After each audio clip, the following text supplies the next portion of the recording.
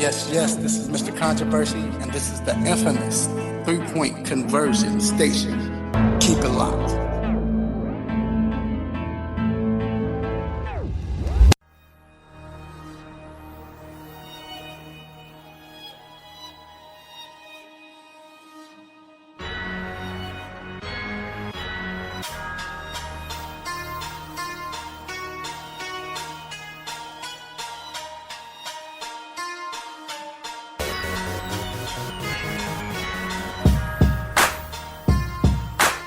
Yes.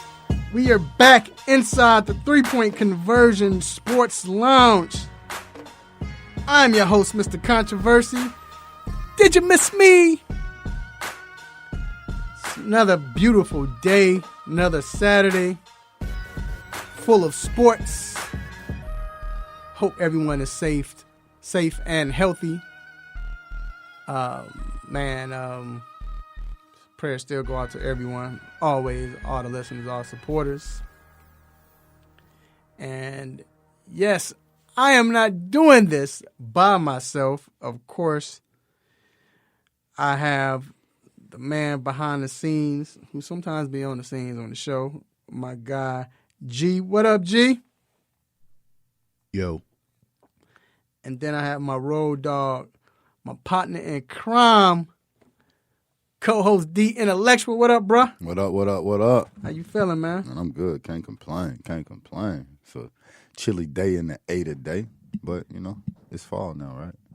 Yeah, Almost. it is. It will be on Tuesday. So this might be false fall. It's fall. It's going to be chilly for like 2 days. And then it's going to be 96. It's going to be hot again. It's that good weather, though, man. Keep your windows open, your balcony door. Yeah. Sit back and a game come on today, right? Yeah, some games. Yeah. Basketball, college, like I said, it's full of sports. MLB. Yeah. It's a lot going on. I want to first say, man, this has been a busy, important week when it came to sports.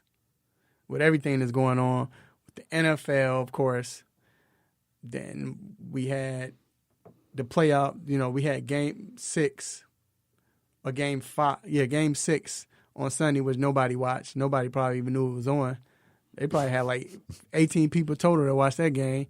Everybody just woke up the next day or later on the night. What? Hey, When this happened? How'd they lose? Oh. Right. So, you know how that goes. But then we had all the important games, playoff games, people clinching. We're getting into that. But like I said, it's just been a busy week in sports, which is good. That's what we want. Just hate that it's all compacted right now. Just everything is there. Can't keep up with everything. So, but either or, we have a great show lined up for you, man. We are first talking about hot topic. We got to talk about this MVP that Giannis has won. But is he deserving of it? A lot of people say he shouldn't win it. People are saying that LeBron should get in it should have won it and stuff like that. But we're going to debate about that. Blah, blah, blah, blah. You know how you feel. But we're going to debate. We're going to talk about that. And then the big thing was all this week, and y'all really hadn't heard us get into it, was the Clippers situation. How they, let it slip away or they gave it away, however you want to put it. But the simple fact was, who is more to blame? And then with Doc Rivers, a lot of people saying Doc Rivers should be blamed as well. Do the Clippers get rid of him? We're getting into that. Also, we have a special guest. We have our guy, man, we ain't heard from him in a while. Was able to find him. And it's my guy, Mr. Joe Cortez, the co-host of Basketball by Association podcast. He's going to be on the show to break down the playoffs and the NBA. And then we're talking college football. So much going on with college football, man. They canceling games, looking like MLB again. But also, we do have a big game. We have Miami going up against Louisville, 18 versus 17. So that's going to be good. And then we're talking NFL football. Joe Burrow, is he the truth? Do we see greatness in him, or it's just garbage points and all of that. Also, we're going to talk about if Tampa Bay can bounce back. Can Washington football team keep it up? So much to talk about with that. And then we got the MLB playoffs. They are talking about doing a bubble for the playoffs. Actually, they're going to do it. So we're going to get into that. We have some history that happened last night. So we got a lot to talk about. Then we got the injury report with Dr. Fowler. And we got quick hits, what's on our mind. So make sure you let your family and friends know they can listen to the show live locally on 1100 AM, WWWE, The Real. Also, we're on Facebook Live, the 3-Point Conversion Facebook page if you want to stream with us. What up, what up? And then we have TuneIn Radio, we have iHeartRadio, and then we have the WWWE app. So you can check us out there. So it is time to get to these quick hits. Let's get it.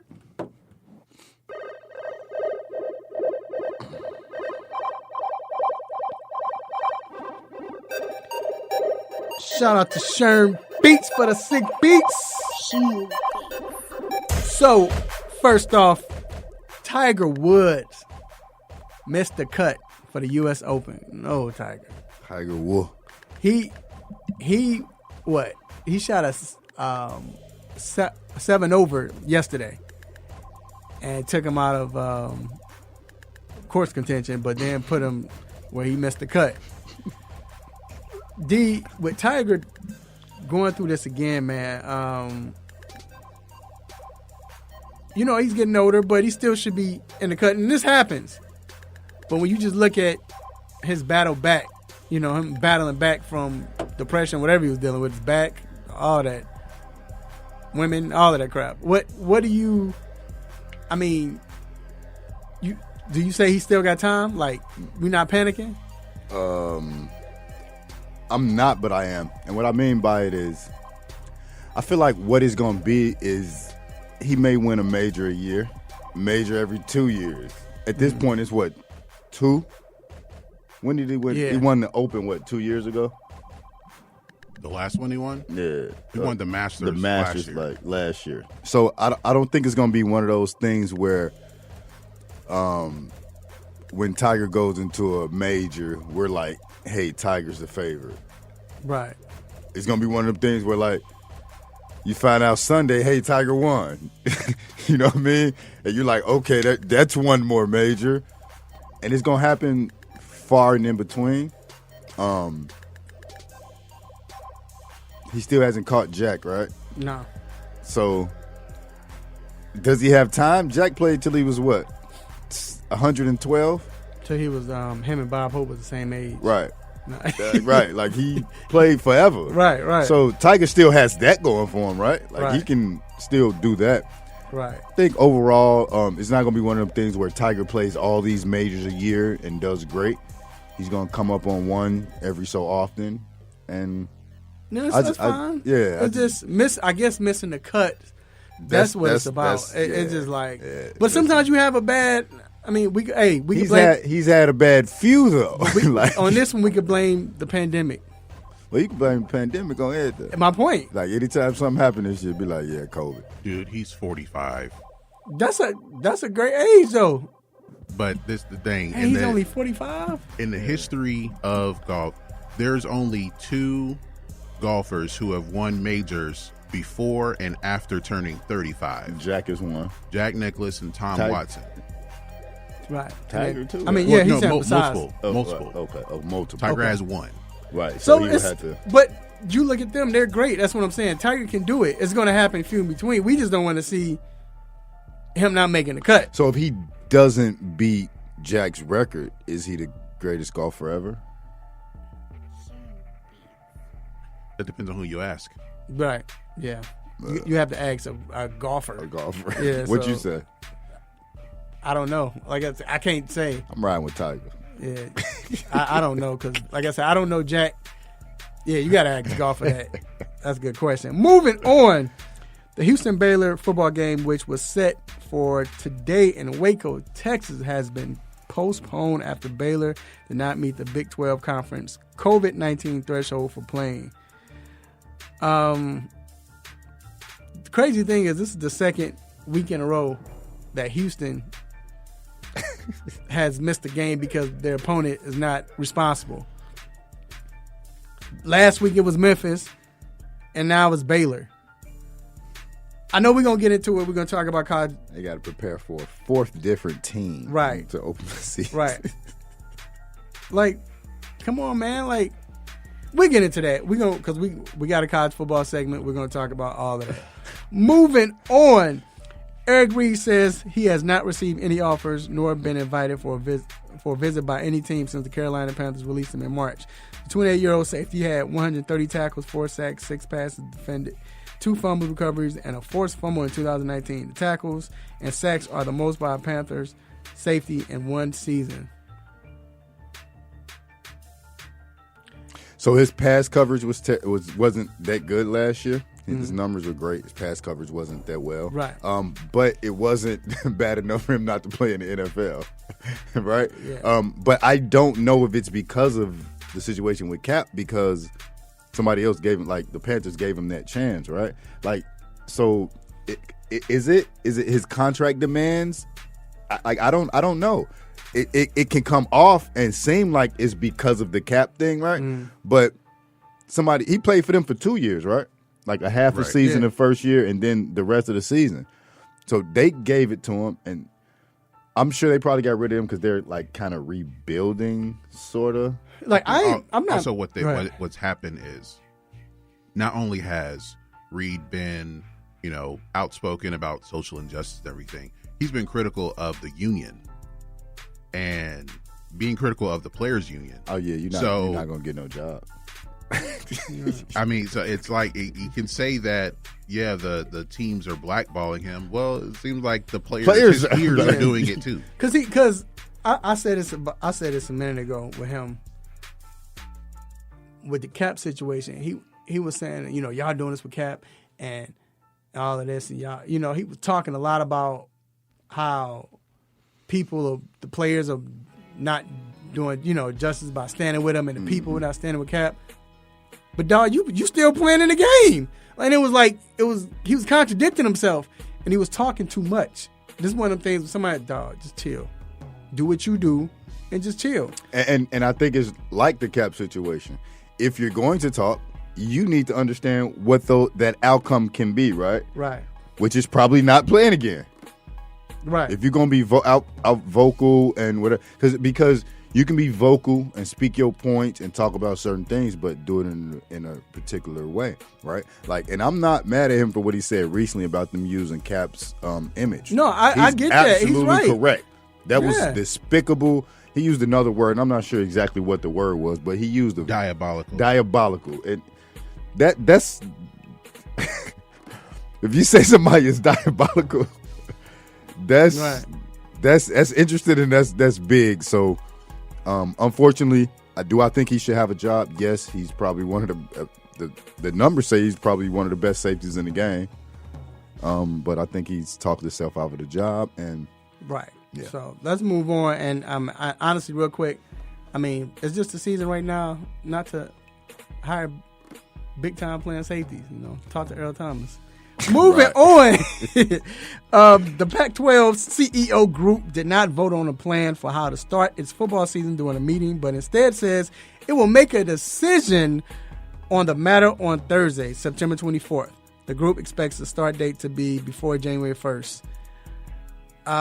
California said the California Governor Gavin Newsom and Oregon Governor Kate Brown said there would be no restrictions in place and at the state level that would prevent the Pac-12 of having a season. So I get it and I understand it, and we won't stay on this long. Just, you don't have to rush it. That's all I'm saying. Why rush it? So the local government says the hurdles can be cleared in the coming days. So we're going to let y'all play football. Yeah. That's you can't do nothing else. Right. But we're going to let y'all play football and make this money, whatever the case may be. Right. Like, yeah. No, so they're doing this because the same reason that the Big Ten made their turnaround, they're losing in recruiting. Right. This is about recruiting, not just the money. Right. Money, yeah, but it's in recruiting. Recruiting. Right, because you've seen lead to money. Yeah, because you've seen the players that have came out and picked teams. They're primarily picking teams that's playing right now. Right. Yeah. So it makes sense. Moving on. Floyd Mayweather Jr. has reportedly received a contract offer to face off with YouTube sensation Logan Paul in an exhibition match. Mayweather's last official You had it fight. right the first time. Mayweather's last official fight was a win against UFC standout Conor McGregor in a bogus 10th round TKO in August 2017. Didn't one of them recently get harassed by the FBI? Yeah, the other Paul So, brother. yeah, speaking of Jake Paul, that's his big brother, or his other brother, will fight former NBA guard Nate Robinson on the undercard. I'd rather see that. Well, Nate finna knock him out. I remember Nate used to play football. So. And that's the undercard of the Mike Tyson, if Roy Jones show up. Murderer. If Roy Jones show up, fight charge, in November. The Mike Tyson murder charge. For real. But, yeah, man, it's like, I get it. I'm not mad at well, first off, Floyd going for the bag. Yeah, that's why I said I'm not mad at Floyd. If it's not millies, and I'm talking about right, big millies, not $1 million. Right. Like, it got to be big millies, and he's not going to do it. We're not going to see that. No, I get it. That's why I said I'm not mad at that. So, and last but not least, Manny's Payback Foundation, which is founded in 1999 by Peyton Manning, and his wife Ashley has endowed 6 scholarships at 4 HBCU schools in his home state of Louisiana and 2 in Tennessee. The schools are Grambling, Southern, Xavier, Dillard University, Tennessee State, and Fisk University. Grambling's endowment is named after Super Bowl MVP Doug Williams. Southern's is named after Pro Football Hall of Fame Harold Carmichael, and Tennessee State's is named after Olympic gold medalist Wilma Rudolph. So shout out to definitely shout out Mannings, to that's dope. The Mannings, that's dope. But it's crazy that has to be news. Yeah, you know what I mean. Like, it's definitely dope. I'm glad he's doing it, and he's doing his thing. Right. And that's nothing but props to him. So I want to know, and this is on me. I know we got to go real quickly, but I want to know how many others are doing this, and are we pushing this out as news? I mean, not as the 3-point version, but media wise, are we pushing it out as news because Peyton is doing it, or is it because, like you said, it's not enough of this going on? Probably it's not enough of this going on, and that's why you say shout anything. out. And all we need is we just need Peyton's father, Archie, to come and say, hey, do this. They gonna do it. Oh, everybody gonna do it. Gonna do it. Yeah, he got that. But like you said, before we talked about how it only took Tom Brady to kneel for it to be a phenomenon, right? For everybody to want to do it, whatever the case may be. Maybe this can be the point where we saw Peyton do it, and then more start happening, right? Right. So we'll see. We'll see. All right, we're going to take a quick break, and we will be back with a hot topic. Don't go anywhere.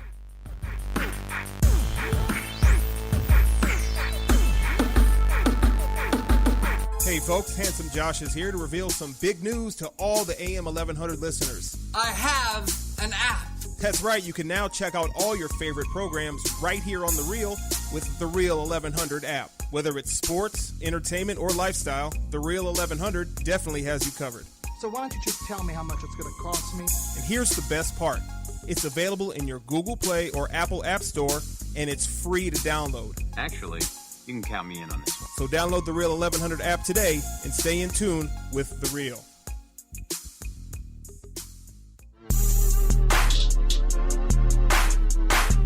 What's up? This is Vince Carter. You're listening to the 3-Point Conversion. Check it out.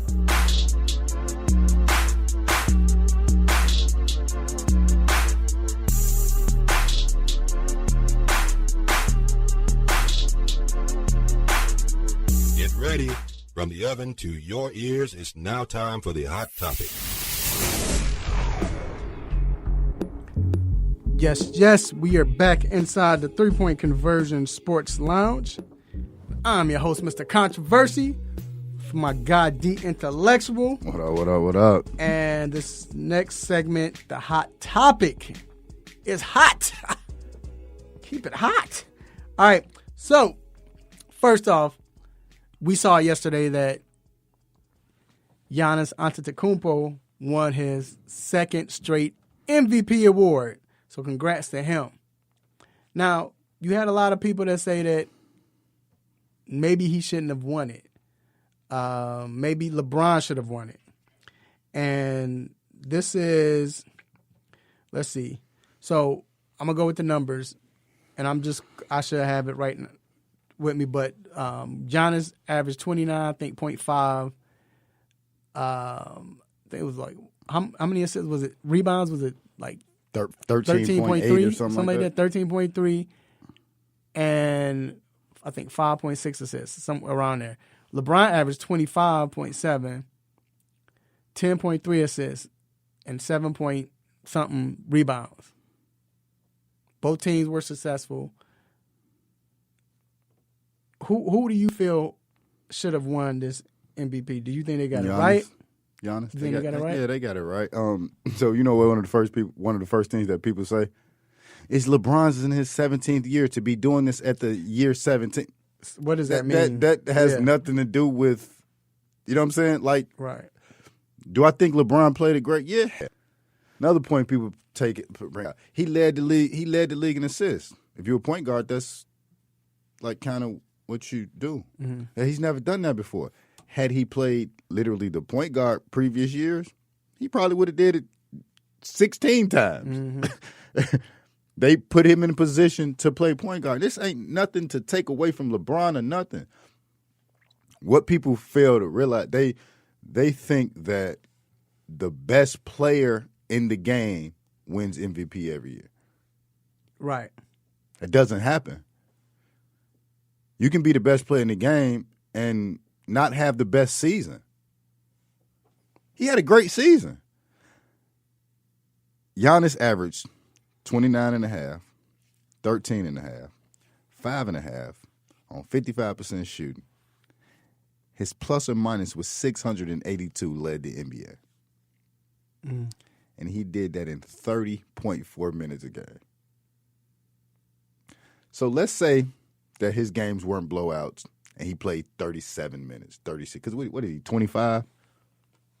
So he probably would have played, 36 minutes? That's somewhere in the average. What does Harden play now? 36, 38 minutes, somewhere like that. You said Giannis 25? Yeah, well, yeah, what is he, like 25, right? Yeah, he played in the league 10 years. 10 years. Yeah, but go ahead.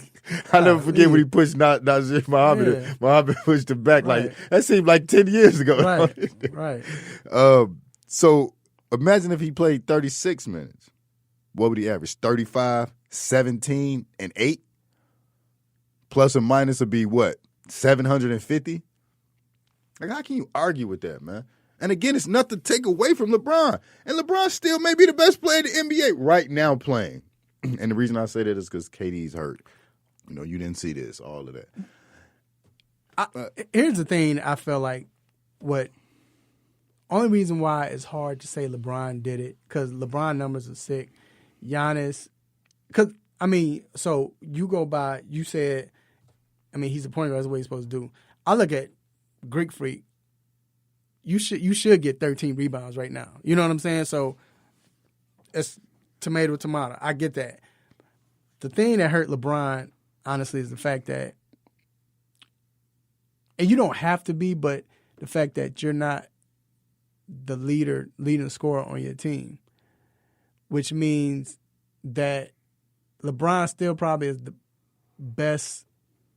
I guess he had the best season in a sense, but this is why best season offensively. You know, you're thinking about offensive wise, but AD was best defensive player. AD could have won defensive player of the year if it wasn't for Greek, which they wanted to put some. That's why you get the MVP, because you won defensive player of the year. In there too. Right. So, but AD could have won that easily.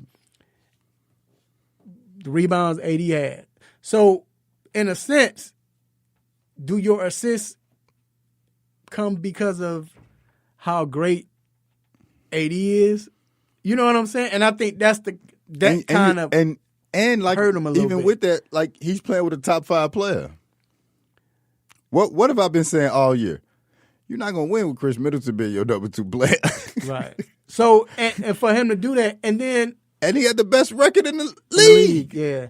So it's kind of hard to say that. And shout out to Allen for saying it. Like Allen Fields. Yeah, and in our chat, he was like how boring would that be that LeBron win it every year? Mike could have won the MVP how many times? 10 times? 12 times. 12 times. But I still don't think LeBron should have. Yeah, right, I agree. I'm just saying, but like, right. How would who want to get up and every year after the fourth time you're gonna be like, yeah, well we know who win the MVP this year. Right. It don't matter what, you know what I'm saying? Like the year D Rose won, right? I honestly think that he won it because he said in the beginning of the season, why can't I be the one that win? Mm-hmm. Did LeBron have a great year? Heck yeah. But it was one of them things like, dude, we tired of you. Like, all right.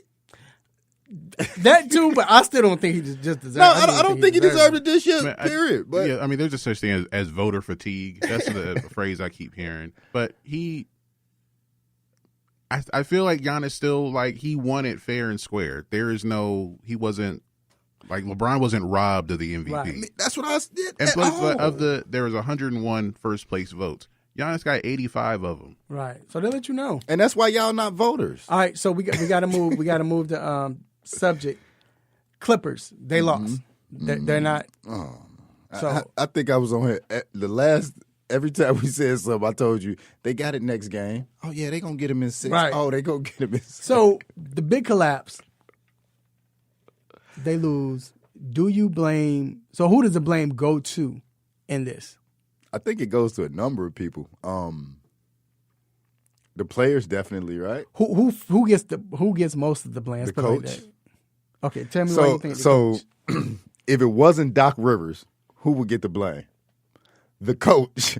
But because it's Doc, we kind of fall back because of how he handles teams and how he does with egos. I don't know. I think he's been getting more of the blame than anybody. I think everybody said Doc because it's Doc.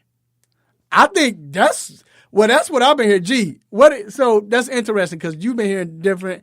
I've been hearing more of Doc. G, what have you been hearing? You been hearing Doc or what?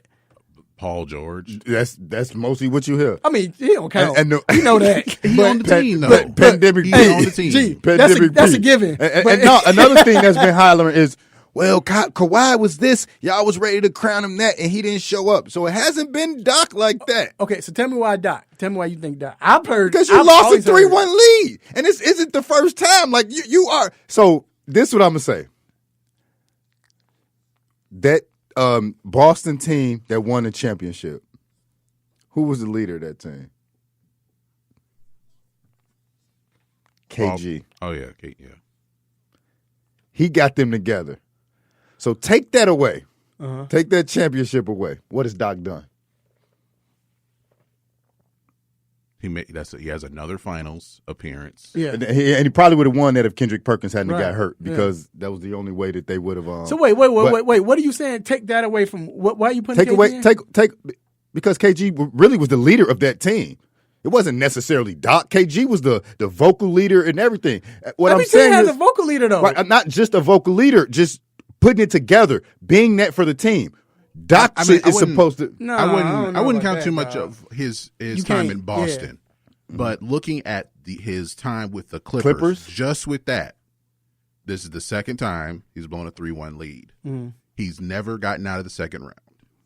All right, so let me speak on this because I think what we fail to remember is the fact that 2 of them seasons, they didn't get to the second round. They didn't get past the second round, which I'm like, they should have got. The one I vividly remember, and I'm not blaming it was Chris Paul because Chris Paul had the best, like he had like 500 assists and 2 turnovers in that whole series. But remember, just the series, I just remember when he turned it over late in the game. And Game 7, they didn't win. So you can put that on Doc, that one when they lost. And that wasn't a 3-1 lead. They just lost that one. And maybe the first time they got in. But the 3-1 with the Clippers, Chris Paul wasn't playing. Blake Griffin wasn't playing. What do you expect? Chris Paul got hurt because remember Chris Paul had the game-winning shot against San Antonio, and then he hurt his calf or whatever he hurt in that series. And when they played Houston, he played the first game and then they played the rest of the games.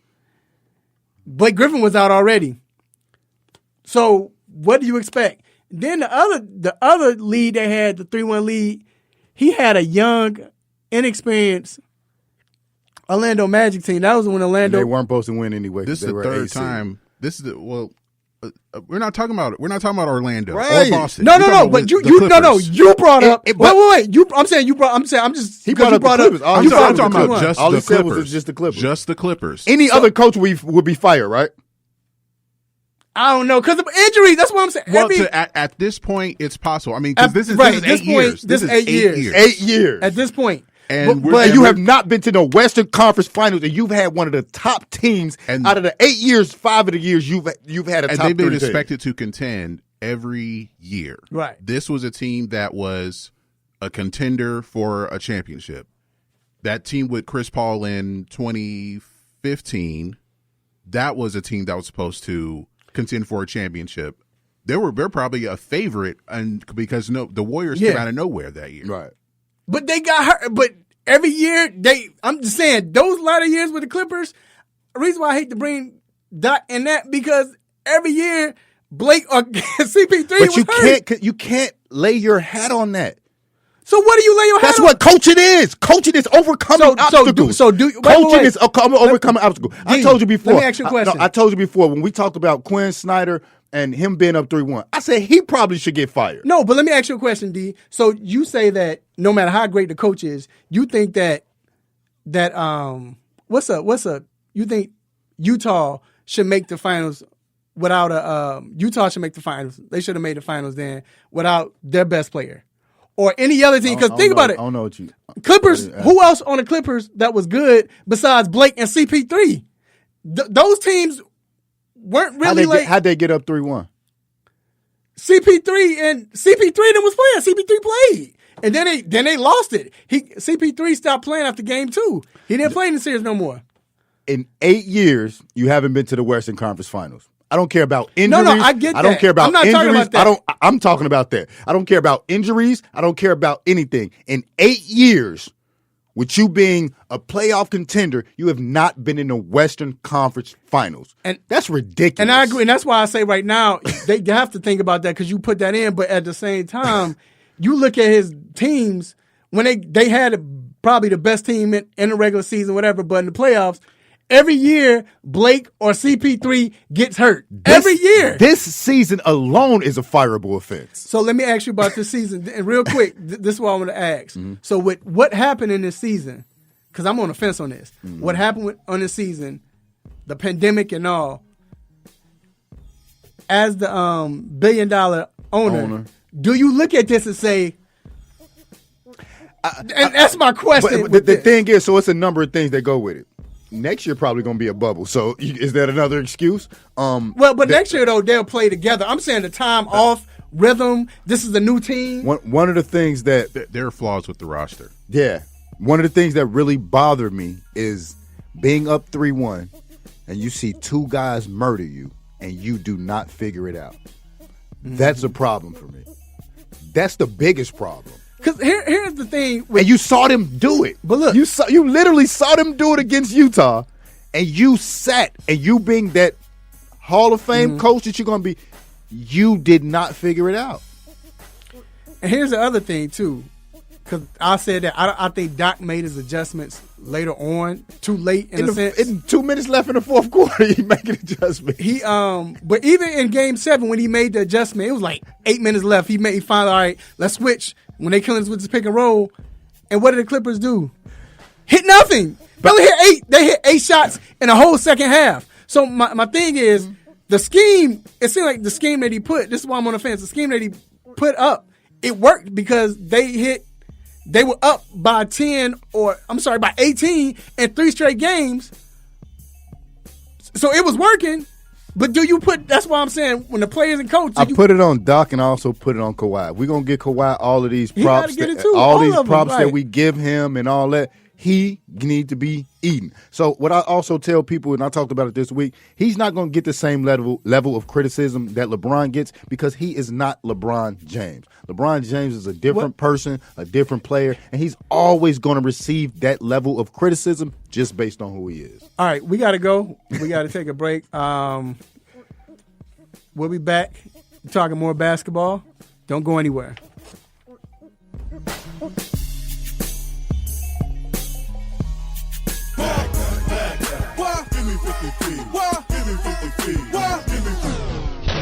Or just 6. The staff here at Real 1100 AM would like to encourage you to social distance yourselves.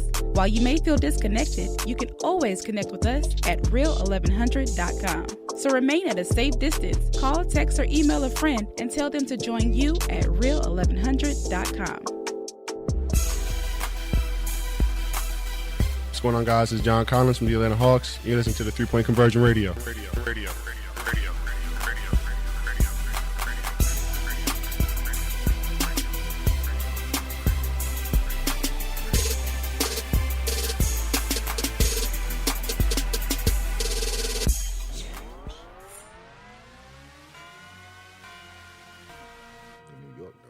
All right, we are back inside the 3-Point Conversion Sports Lounge.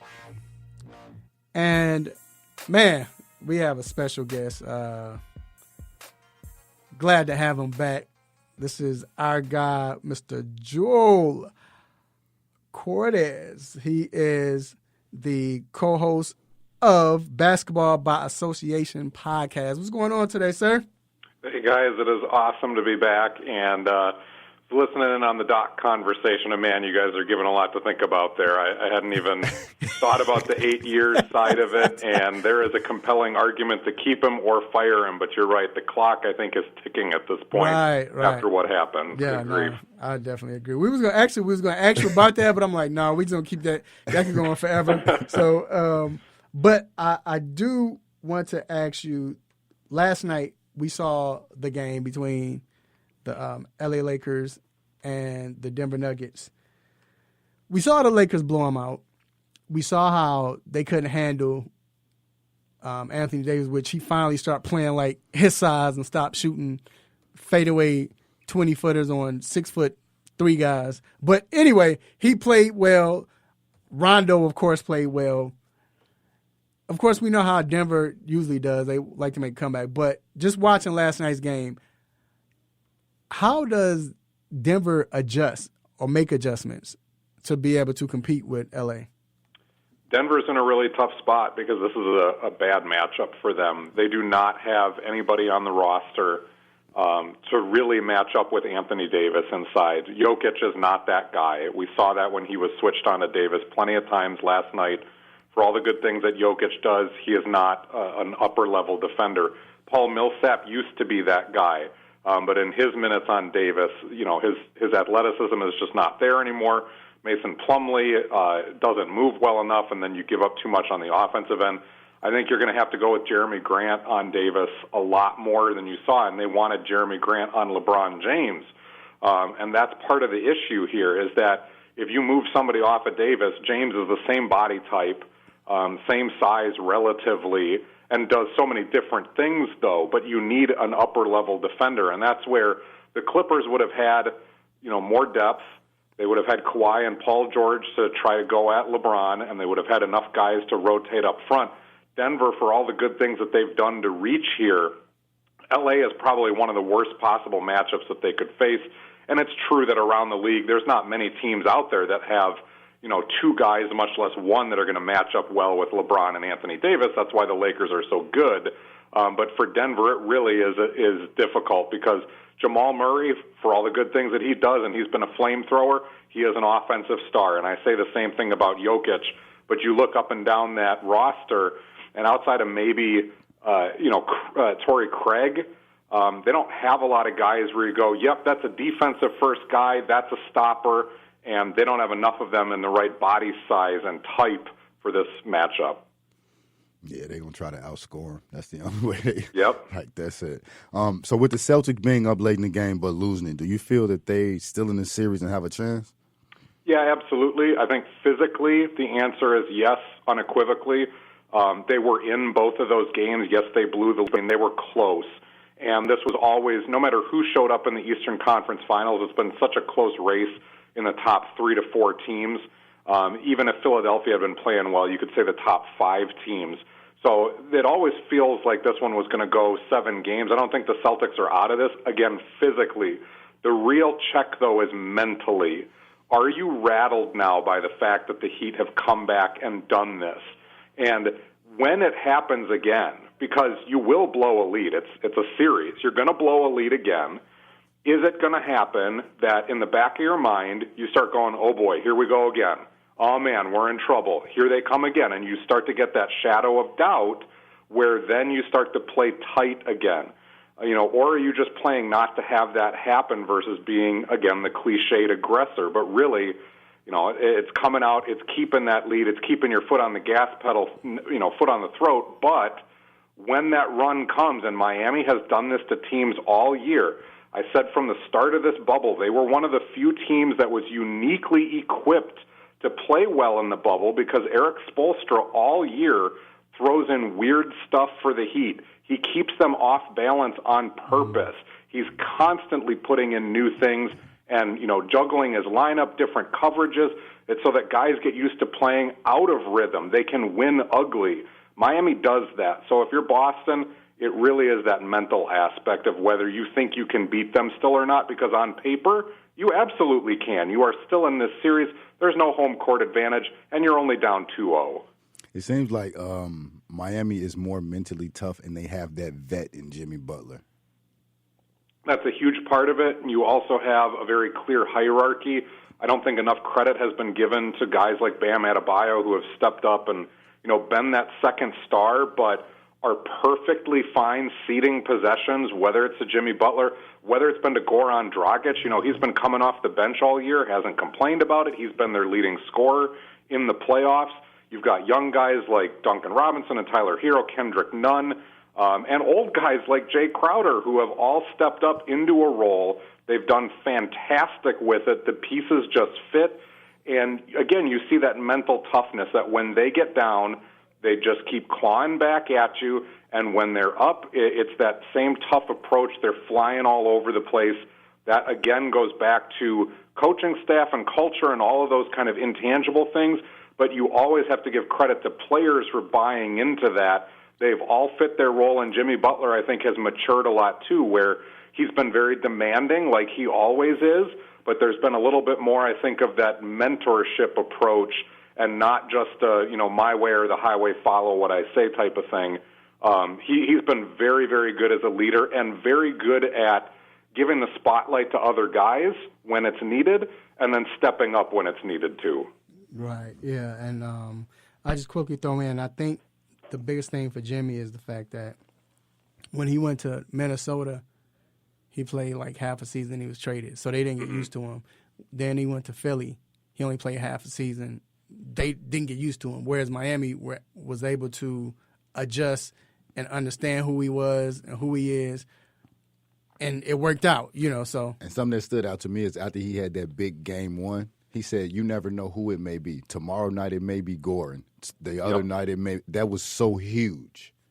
Right. So, and once again, we're here live with Joel Cortez, NBA correspondent and co-host of Basketball by Association podcast.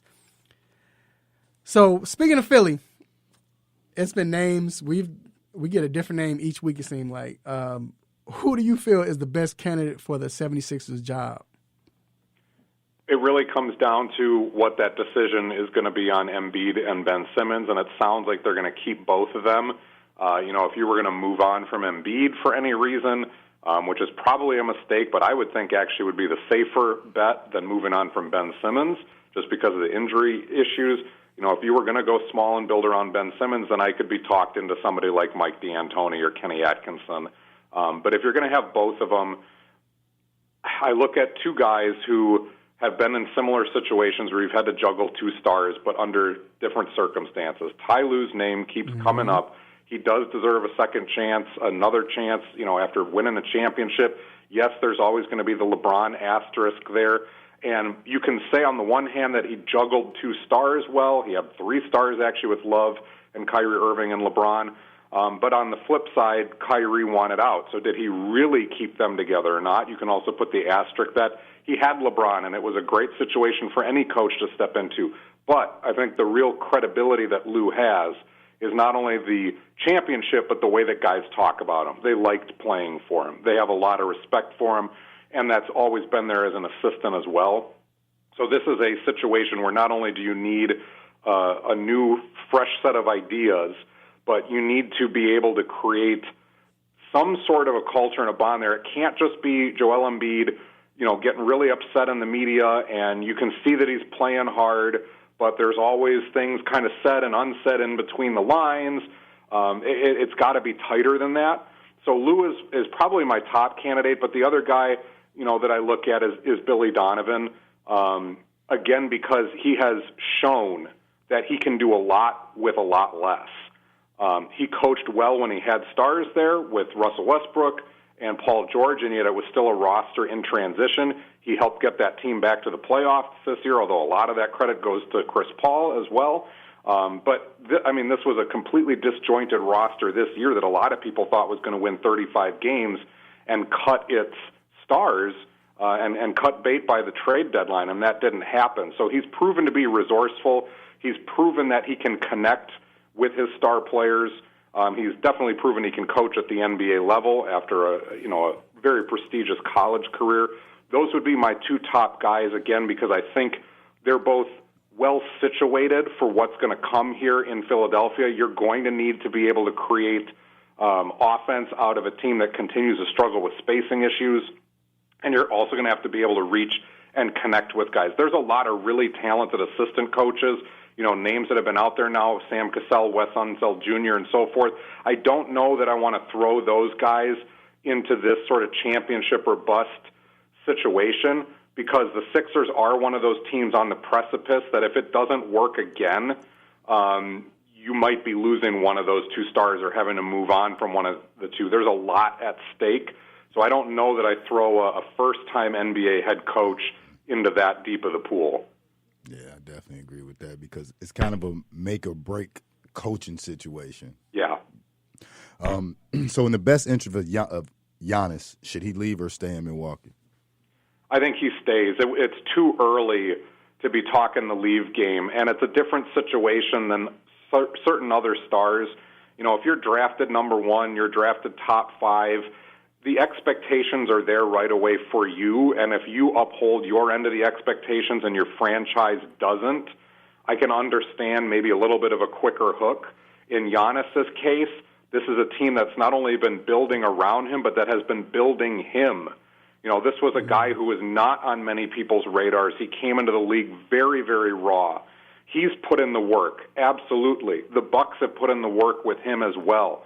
They have made coaching changes to try and improve things. Mike Budenholzer, for all of his flaws, especially in the playoffs and with adjustments, he is a good system coach. He's a good regular season coach. He was an improvement over Jason Kidd. I don't know if he's the guy to take them to the promised land. But the Bucks did become very active this past offseason again in bringing in guys around Giannis in Milwaukee. They've said they're going to do it again. So they've said and done all the right things, and yes, the results eventually have to be there, but I think the leeway on Giannis' side, the patience, also has to be there a little bit longer. Again, because he is so young, but knowing what the franchise has put into you, continue to give that to the franchise for a couple more years here. But if you're still in this situation, 2 more years down the road and you've been in these flameouts, yeah, I got no problem if you start looking at greener pastures over the fence. All right, there you have it. Our guy, Mr. Joel Cortez, NBA correspondent and co-host for Basketball by Association podcast. Man, thank you so much for coming on. Of course, we got to have you on probably in a couple of weeks or so. So good to have you back, man. Thanks for having me, guys. I appreciate it. Anytime. All right, no problem. All right, we're going to take a quick break, and we will be back. Talk some football.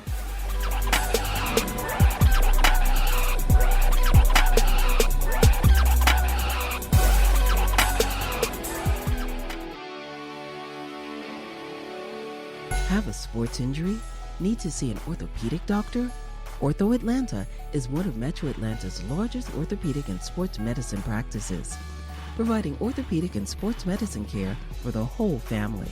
With 37 physicians and 14 offices, the practice provides the highest level of care for injury of muscles, joints, bones, and spine. Ortho Atlanta offers convenient access to a full range of musculoskeletal surgeons and specialists. Ortho Atlanta also offers on-site physical therapy, pain management care, MRI imaging, and workers' compensation care. The Ortho Atlanta surgery centers in Austell and Fayetteville provide cost-effective, same-day surgical procedures in an accredited outpatient center. Hip, knee, shoulder, back pain? Ortho Atlanta has you covered with specialists in all areas. Same-day appointments, orthopedic care for the whole family. Ortho Atlanta, Atlanta's choice for orthopedic and sports medicine care. Learn more at www.orthoatlanta.com.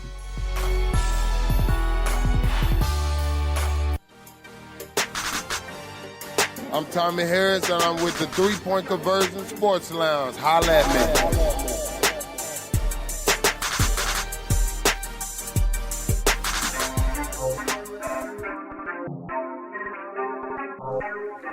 All right, we are back inside the 3-Point Conversion Sports Lounge. Man, so we talked about the Houston-Baylor football game, right? Talked about the Pac-12. Well, Houston-Baylor football game being canceled, if y'all don't know. This is the second time Houston's team has been basically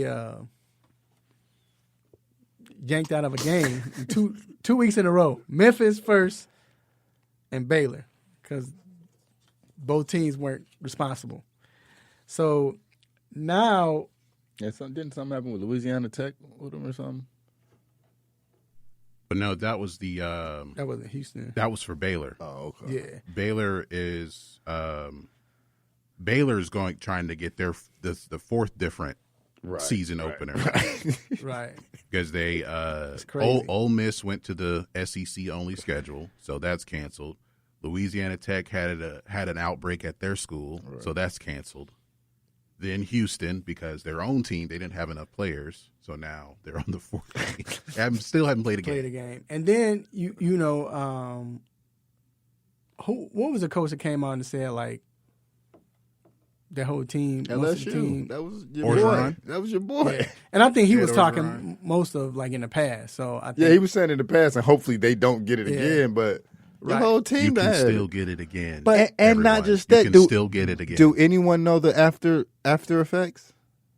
Nobody knows what happens to your lung, your heart, or anything. It's if it does significant lung damage, it's irreversible. Yeah, right. And some people have gotten heart murmurs from it. Like, so we don't know how it can go. We don't know what's going to happen. But the thing is, Big Ten talking about they're coming back, and then you got people saying, which I understand. They're like, well, who opted out was like, no, I'm gonna come back and play. I get it. Then, because basically they're not opting out because of they don't want to contract anything. They opted out because they want a chance to, like I talked about last week, they want to build their resume. Mm-hmm. Now Pac-12 was talking. The funny thing is, I know SEC's supposed to come next week, but SEC been chilling and been quiet. Since I really feel like they're watching everything. Hey, we talk about what was that segment we had?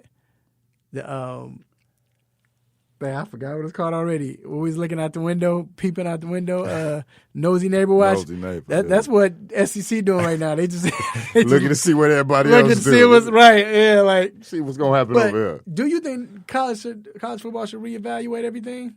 Yeah, man. I said that from the beginning, and not just college football, but I think it should have been a pause on all sports. You know what I mean? Because all right, let's say who win the World Series this year. How you gonna look at them? No, I mean it's gonna be an one. He plays 60 games, right? 60 games, and that's kind of what I'm saying. Like, but I get it's a money driven situation. Mm-hmm. And one that, like we spoke earlier about needing recruits and all that, I get it, but like, man, this whole situation should have been just a complete pause. Cause like you said, we get it with the money and everything, and then with the players, I mean, you feel for them, and they're young, and it's funny because the parents are pushing like, no, we'd rather take this risk and get the loot, but That's kind of what killed me about it too. The parents like, no, they want the money. I'm tired of working. Right. They want the money. And so I kind of understand, especially from the children's point of view, but it's like, dude, because you want them to play, like, you taking away a season, that's taking away eligibility. Forget that. That's taking away an extra year, age. Why you saying with the kids? These are the same kids that's at parties that we call Corona, right. bowls of Corona. You know what I mean? Like you can't, they you can't take that. I don't want to say you can't take their thoughts into perspective, but this is the same kids that want to play football are the same kids that's going to be at the frat party. Like that's why I think college football should reevaluate, because it's like, okay, what do we have here? What can we do to stop this? Think about it. I tell my son this. I told him the other day. Yes, you go to college to get an education and everything. But college is you're going to have fun. Get it in. That's you know what I'm saying? You're going to pop it. You know what I mean? That's get to know people. You're getting on your own. Lifelong relationships. You learn stuff. Friends that you gonna live here. They gonna live on the other side of the country. You gonna go like that's what it's about. So it's a tough situation. Now, meanwhile, it's a big game. You got Miami. They ranked 17th going against number 18th ranked Louisville Cardinals.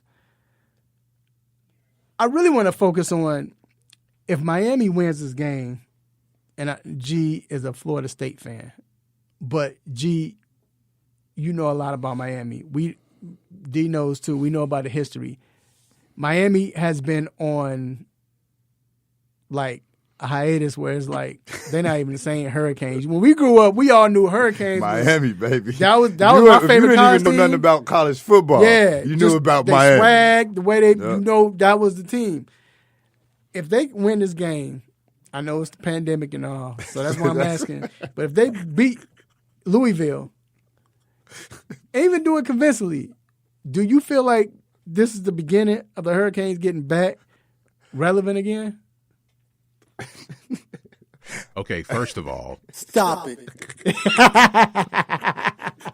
Okay, look, I think there is a hunger or a thirst, whichever you want to use, for schools like Miami and Texas and Notre Dame to be good, and USC to be good again.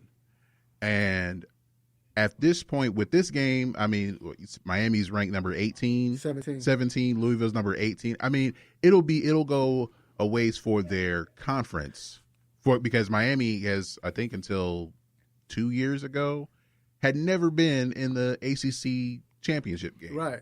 So I think it's going to be, this may go a way for them to get something going in the conference, but as far as them being back as the U, no, this game does nothing. No, I'm not saying as far as, I mean, for their confidence, like for them being relevant, like Miami, I should have said this, and I'm not talking about as far as like, will they be the best team in college football? No, but I'm saying as far as Miami's concerned, them, is this now, are they just relevant? It'll probably look that way until they play like Georgia Tech or something and lose 13-10.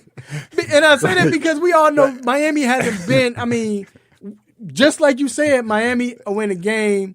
They try to spark something with the turnover chain, but then they would lose. Turnover chain. And they weren't getting players, like you don't see big time players going there. So, and you kind of, in a sense, you kind of see that swag again. There are things with the school that kind of turn players off and kind of turn fans off. One, the Orange Bowl has been demolished and replaced with Marlins Park, and the stadium they play in, where the Dolphins would play, is 45 minutes from the campus. Right. So it's like there's no sense of community with. And like everything being in the same place. Mm-hmm. So it feels disjointed, and I think that the school has also still in a way distanced themselves from those players that they were winning championships with. Right. And that's a big problem. So if it doesn't seem like they're involved, then the players aren't really interested. The history isn't there. The history isn't there. Right, or they haven't. The school hasn't embraced that history or used that history in their favor. And why would you not do that? Right. And then real quick, man. We're about to go, but Trevor Lawrence, will you think this whole situation is it going to help his stock or? Because right now, nothing can help his stock. Nothing can help his stock. He's going number one. If Cincinnati gets the number one pick, I wouldn't be surprised if they take Trevor Lawrence and trade Joe Burrow.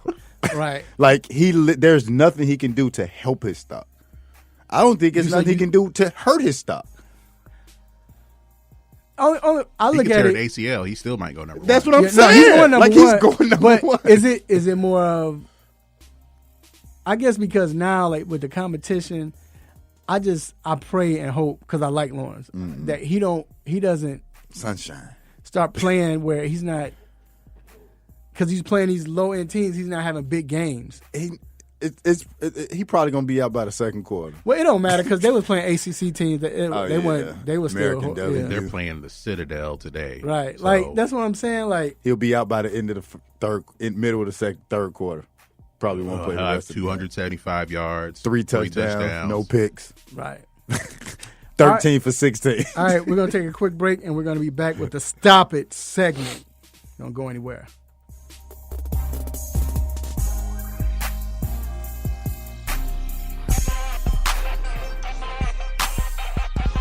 Hey, what's good? It's your boy Nate Burrows from the NFL Network and CBS. When the illest to do it. Hey, you listening to the 3-Point Conversion Radio. Don't you go anywhere. It's lit. It's lit.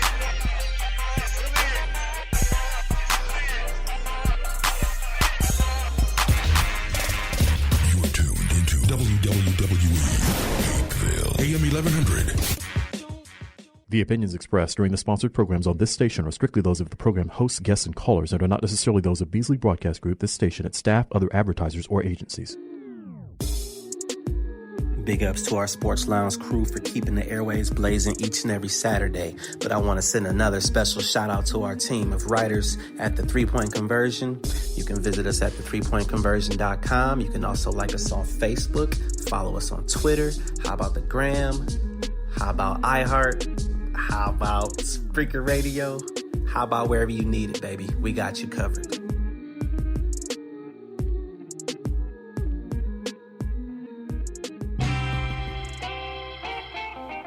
No mercy. Don't let up on him. Go hard on him, Mr. Controversy.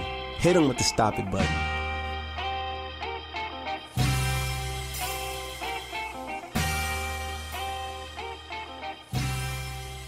All right, we are back inside the 3-Point Conversion Sports Lounge. And first, we'd like to thank everyone who was listening and supporting the 3-Point Conversion Sports Lounge. We appreciate you. We thank you for it. And we ask you to continue to do it. And also, not just the 3-Point Conversion Sports Lounge, but the 3-Point Conversion Media Sports Company in itself. We appreciate the support. And we thank you. And now it is time for the most infamous, the most famous Stop It segment. Let's get it. Stop it. Stop it. Stop it. Stop it. Stop it. Stop it. Stop it. Yes. S-T-O-P, new word, I-T. Stop it. Stop it. Get some help.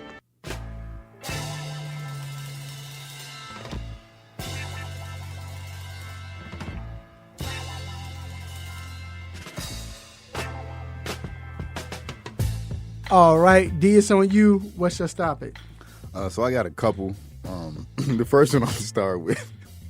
It is so hilarious to me. I'm not sure if you guys were watching it's been a week. It was last Saturday when Russell Westbrook and the Houston Rockets were playing the Los Angeles Lakers.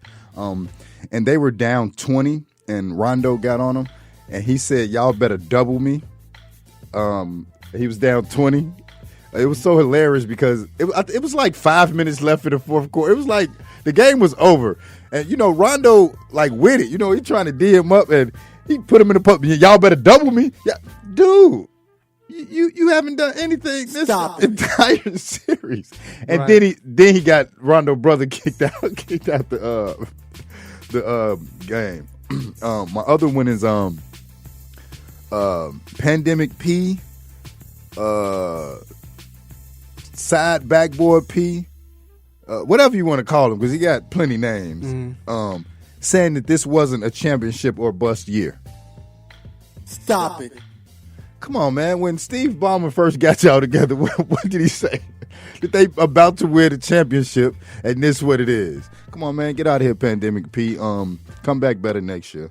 Look, Steve Ballmer was a CEO or something with Microsoft.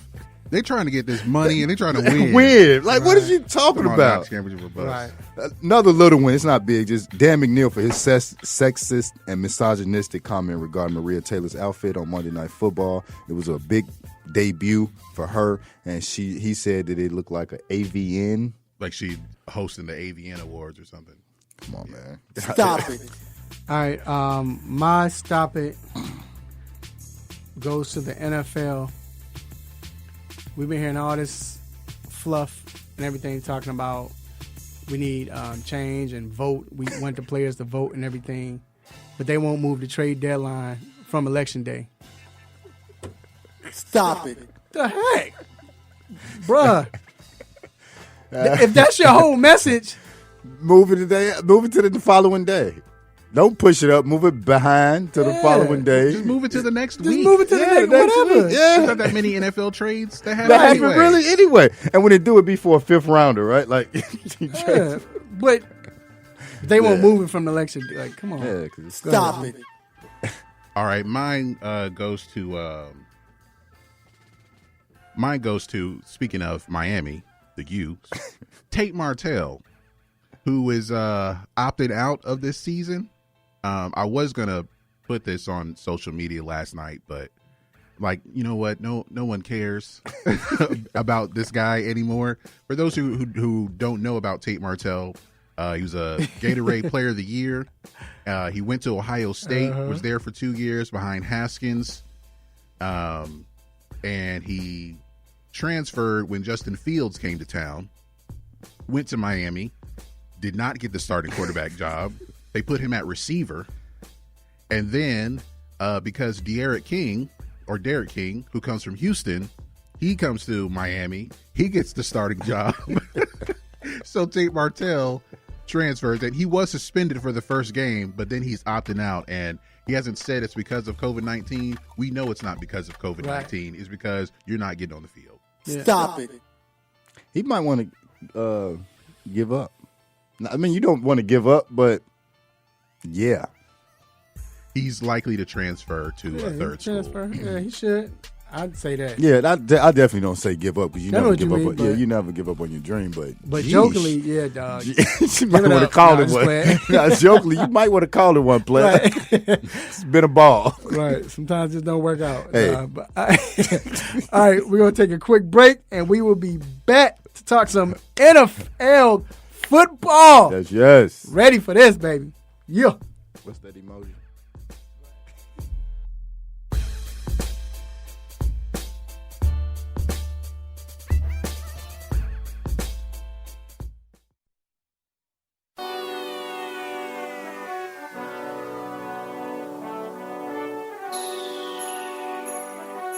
Let me break down to y'all what's so dope about the three-point conversion.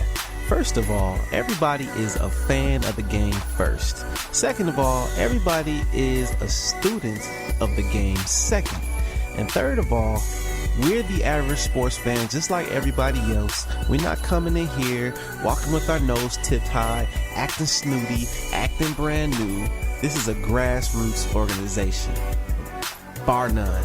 The three-point conversion, where fans' opinions matter. Be sure to visit the website www.the3pointconversion.com. Get your fix, get your articles, multimedia, and everything else that you, as a sports fan, need. So again, the3pointconversion.com. It's where it's at, man, where fans' opinions matter.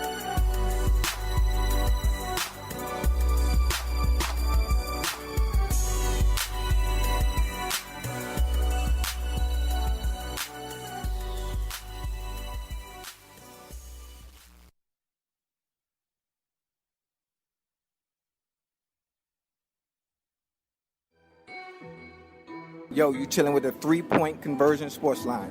It's Chad Johnson.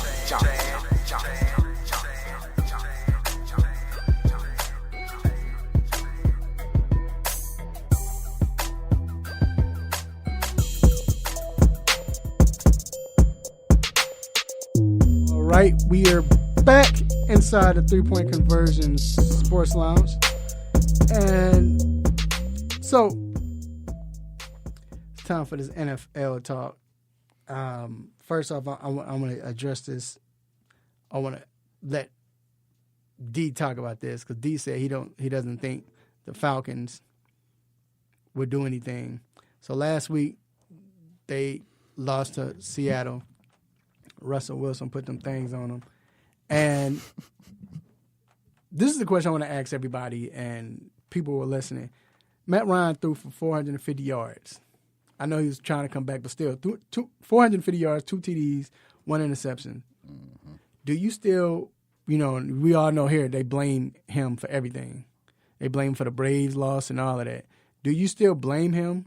And I'm not gonna lie, I didn't watch the game. Me neither. Per se. So it was yeah, at 1:00. So right. That's not but do you blame him, or is it more on the defense, or even Coach Dan Quinn right now? I mean, I think definitely the defense. I think we talked about that all offseason, right? Like that's definitely part of the issue. But here, what I'm doing is I'm looking at the plays, looking at the first quarter. 5 plays, 35 yards. 9 plays, touchdown, 75 yards. Good drive. 6 plays, 12 yards. 3 plays, 4 yards. 11 plays, 60 yards, that's a pretty good drive. Mm-hmm. 4 plays, 10 yards. 5 plays, 75 yards, touchdown. That was good. I don't know who I don't know who to blame. like I didn't see it, but 3 plays, 4 yards. Right. That's when you had opportunity. You down 14-9. Right. And then you come down, you get a field goal. So halftime is what, 14-12? Yep. Then what Russ come down? Touchdown. Then Atlanta comes down 4 plays, 10 yards, and a fumble. Change the game because then Seattle goes down and score a touchdown. So it's a combination of everything. Can you put it on? If you see a quarterback throw for 450, you like he did all he could do. Right. But it's how did those points come, right? I mean, how did those yards come? If you down 21-12, what you going to do? Yeah, but still, you see a lot of teams that been down. Man, 3 receivers. 28-12, because that fumble killed. Right. 3 receivers had over 12 catches for over 100 yards. And again, Julio didn't have a touchdown. Yeah, of course. He averages 2 point. He has, not averages, it's 2.8 a season. That's what he'll get. He'll get seriously. He'll get 2.7 touchdowns. He'll get you to the 1. He'll get you to 0.7. He'll get you to the 4. Right. And then they forget that he exists. Right. Gee, who do you blame? I mean, you got to look at the defense because Matt Ryan had a lot of. These are empty 450 yards, if you can say such a thing. But they had to keep throwing later in the game. But Russell Wilson was 31 for 35. Right. And I think he hit his first 12 passes. So if you're not even like forcing him out of the pocket to just throw the ball away, and you're not making it tough for him to like close it. I mean, the dude is 5'11". His rating was 143. And he's just somebody's open. He probably threw it with his eyes closed, like Jimmy G. But somebody caught it on his own team. So is it more of the defense then, or do you look at Dan Quinn? It's the defense, because if you let your quarterback, if the opposing quarterback is that hot, then why he's making plays? They're moving the chains. They're scoring points. Mm-hmm. So you have to look at why are these guys getting open? So can it's Dan Quinn too, right? So can I say this? Dan Quinn basically? I mean, he's the defensive coach. I know Raheem Morris is the defensive coordinator, but is he basically he falls in line with? But they win usually. Well, he was successful at one point, but do he fall in line with Bill Billick, Tony Dungy's? Brian Billick. I'm sorry, Tony Dungy's. Who else is like that? Even they became good now, but even they're good now. But when he first got there, even Tomlin, where like whatever you was good for as an assistant, when you moved to that team, You don't. That's The the team part is that's bad. The team is the opposite. Yeah. Like they're great in offensively now. Is this what he's dealing with? And maybe you need to call them, but I don't know. Well, all right. So we talked about Trevor Lawrence. We talked about maybe Cincinnati would trade to get him. I don't know. What's your thoughts of Joe Burrow, man? This guy, they're 0-2. We expected the Bengals to be 0-2. The defense is not as good as they're not good. But with his play, you look at what he's done. What is your thoughts on him, like analysis on him? I mean, I think he's going to be a good quarterback, but he threw the ball 61 times. That's a whole lot of drop back. And, and I'm sure it's because they were behind and they need to catch up or whatever. 61 times. Coach. But yeah. Yeah, absolutely. We see what it is like with Cincinnati. Is it going to turn into one of them things where we're going to be like 3 years from now, he got drafted by Cincinnati? You know what I mean? And that's the question I guess I'm asking, because when I watch him, I'm not going to lie, I don't see that as far as, like you said, like we've all seen the Bengals quarterbacks. Mm-hmm. And it's like, yeah, he's just a product of like Cleveland, you're going to have a long list. Right. Long line, a long list of quarterbacks and all of that. Right. Baker's going to be one. But when you look at Joe Burrow, what he showed me Sunday, them battling back, his composure, what I like the most is not of a rookie.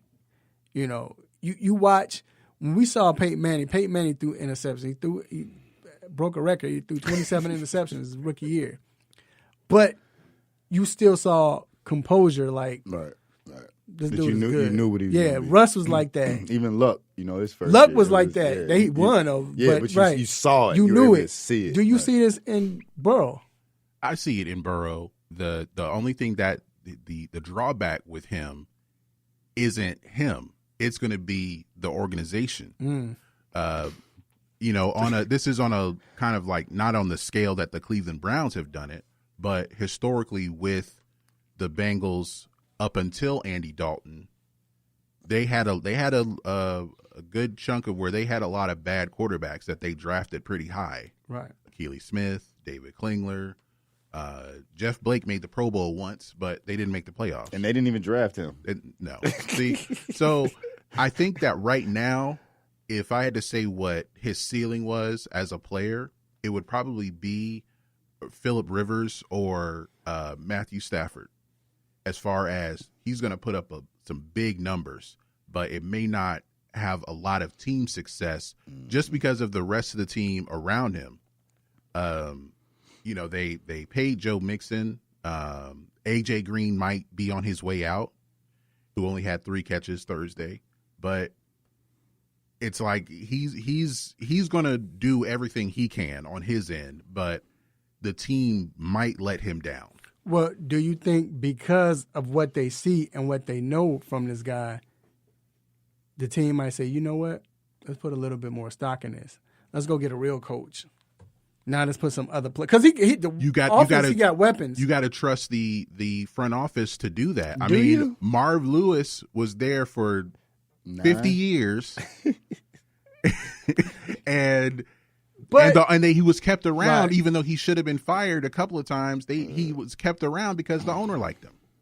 But I think, yeah, he did. And I think, too, though, the fact that Marvin Lewis did come in winning games. He changed.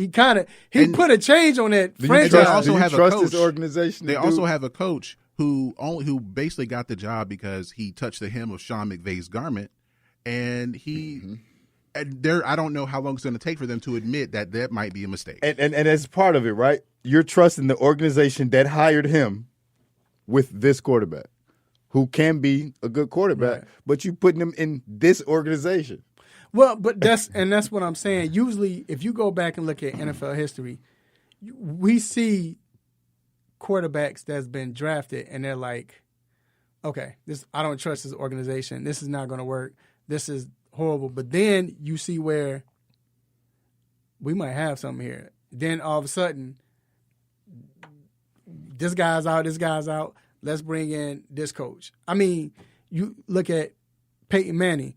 Nothing against the quarterbacks Indy had before Peyton Manning, but I mean, you had Harbaugh, then you had Linda Fani or whatever his name was, the coach that was there. He was decent, but they didn't have a lot of players. They drafted Marshall Faulk, but still that team wasn't good. And Marshall said himself, when they drafted Peyton, it was a change. He wanted to stay there because of that. Because, no, this is something different. Then after that, what happens? Let's go get Tony Dungy. Let's change this in the front office, and that's what I'm saying. But we're talking. That's the Colts looking at. We're trying to win. But no, right. But what I'm saying is, I don't know if that's there with the Bengals. But what I'm saying is, before the Colts weren't trying to. I think the Colts were like they weren't good. They weren't good for a while. But it's like once we got something here, we might need to invest now, because that's what I'm saying. You've seen it with a lot of other teams where they've done that. So I'm wondering, I'm not saying they will or won't, I'm just saying I'm wondering if they can or if they will do it. Say, man, this guy might be that good where we need to stop BSing. Let's go get a coach that could coach him now. Instead of all this talent, I'm not going to. Because NFL owners, they do that. I mean, Cleveland, they've done that. They was doing that. We don't have no good quarterback. We not going to. We get these bogus coaches. But they done had 3 coaches in 3 years. My point. That's my point. They don't see it. I don't know if they don't see it as opposed to them being not in depth of being able to make the football decisions that need to be made. Prime example. So Pittsburgh, they're go to the playoffs pretty much all the time, whatever the case may be. How long Mike Tomlin been the coach? 15. How many coaches have they had? Yeah, that's a different. 3. But that's different. That's in my lifetime. 3. Right. But we're talking about and that's different because, like you said, that organization is when we know that. That's the difference between. But what I'm saying is, it's like Oakland. Look what Oakland did. All of a sudden, they start believing. Now the coach might not believe now, but the owners believe we might have something in Derek Carr. You know what? Let's go get a coach now. Let's get John Gruden. Well, you might want to get a coach that believe in him. Right, that's what I'm saying. But I'm saying they got a coach like, let's get John Gruden and they start putting, you get the GM now that they, yeah. But I'm saying they made changes. Next time get a coach that believes in the quarterback. So all I'm saying is I think that organizations, they feel like, I think when they see they do have something in their quarterback or whatever, we might need to start investing now. And I think, and that's the question I want to know what the Bengals are going to do. Are they going to say, you know what, man, this guy's showing that he's good. Forget all these young coaches that's trying out. We have to get a real coach. Mm-hmm. And I think that might be it. I mean, they need to figure it out. I think Burrow has the ability. He has the skill to make all those throws. Did he have a lot of talent at LSU? Yeah. I mean, we saw what the running back did, right? We saw the wide receivers he had, but he's still able to put up numbers. So it's going to boil down to whether or not Cincinnati is seriously trying to be an organization that somebody is respected. Because when you think of Cincinnati, when you see Cincinnati on your team's schedule, what you say? What's the first thing come out your mouth? Yeah, it's good. It's a win. Right. So, I mean, I just hope I want to see them change. Now, moving on, we had some teams that won last week that you didn't expect to win. Mm-hmm. Out of these teams, who do we expect to keep this going? So we have Washington football team. They beat Eagles, surprisingly, and they play Arizona. The Jacksonville Jaguars, they beat the Colts. That was a shocker. But Phillip Rivers did what he does. Right. And they play Tennessee this week. And then Las Vegas Raiders.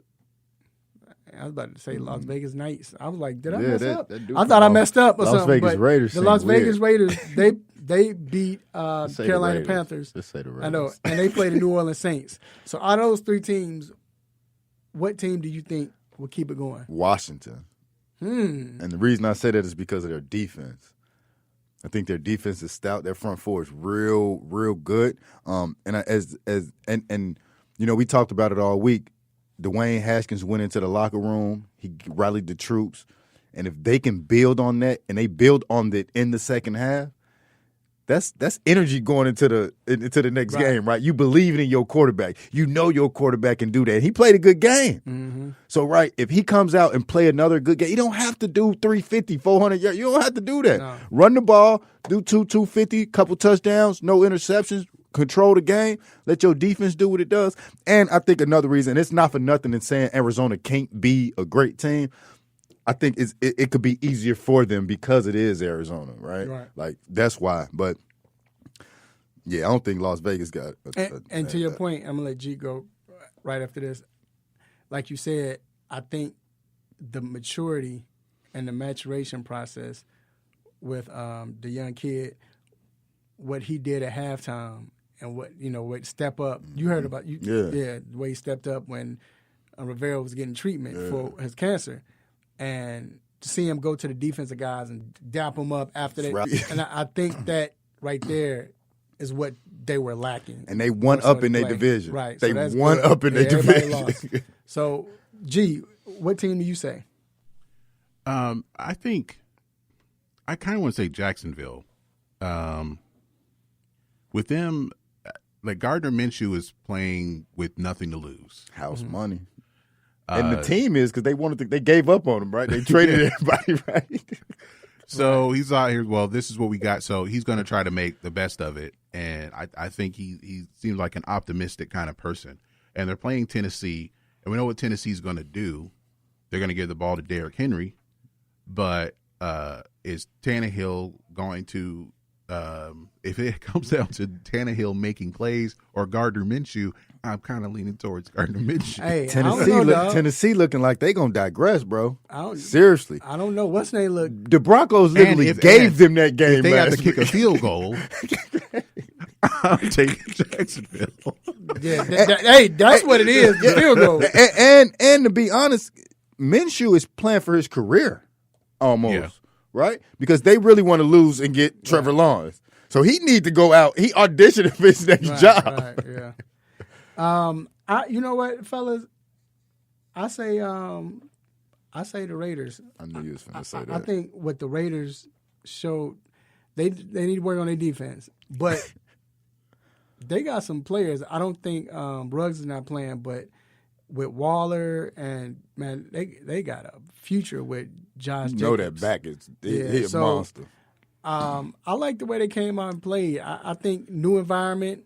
They're going to be playing at the crib. So that might be my upset pick. Yeah, actually. so I like them. Now, the teams that lost last week, you had Tampa Bay. They lost to, they lost to New Orleans, but then Dallas, they lost to the Rams, and Indianapolis, they lost to Jacksonville. All of those games were on the road, but still, Dallas plays Atlanta at home, Tampa plays Carolina, I think, at home, and Indy is at home playing Minnesota. Which of those teams do you think will keep that losing streak? Indianapolis. I think Minnesota's defense is stout. They're going to be ready for them. Only reason I agree, I disagree. That defense sucks. You saw what happened to Green. They lost their two cornerbacks. They starting cornerbacks. You're right. Like they don't look the same. That's still the only one. I don't see Dallas losing to Atlanta with that defense. And I don't see Tom Brady not coming out and having a 4-touchdown, 350 yards type of day. Here's the problem with that. I would say. And who's on Carolina defense? Tampa. I don't know, but I would say Tampa, just because Chris Godwin is not playing. That was his main target in that game, and hopefully he worked it out with Mike Evans, but. I just still think they got to work out some kinks. You think Tampa's going to lose? Yeah, I think they got to work out some kinks. I think after week 3 or 4, they'll be good. But before then, I just think it's still no preseason, man, with a new team. You want to bet some Dew? Bet a case of Dew? I mean, I don't know. We'll see. I just don't. I don't think they're ready. What about you, G? Which one out of Dallas, Tampa, and Minnesota, Indianapolis? Who do you think are going to lose? Still, I think the Colts, because I don't know. We're seeing Phillip Rivers age before our eyes, right? And he's doing the normal thing, like throwing interceptions. And they lost their running back for the season. Oh yeah, they probably gonna have to play. The rookie probably gonna get a lot of Jonathan Taylor. Yeah. All right, so we're gonna take a quick break, and hey, the sports just keep coming on, man. Keep it locked.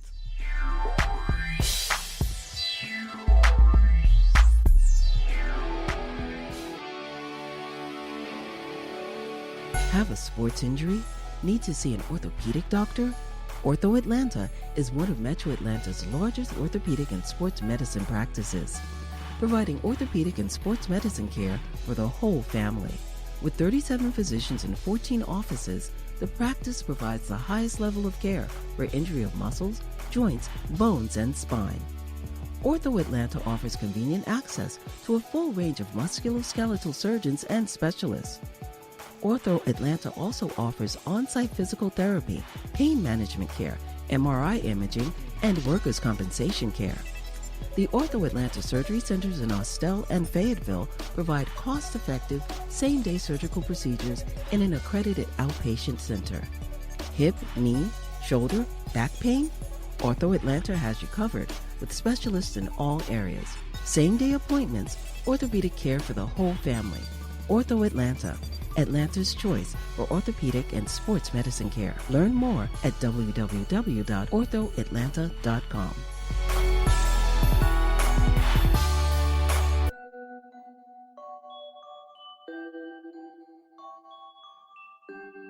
Happy Saturday, sports fans. It's your boy Sherm, a.k.a. the Lord of the Beats, and you are currently inside the 3-Point Conversion Sports Lounge with my man's Mr. Controversy, D Intellectual, and of course my dog G behind the boards. Cheers to the freaking weekend.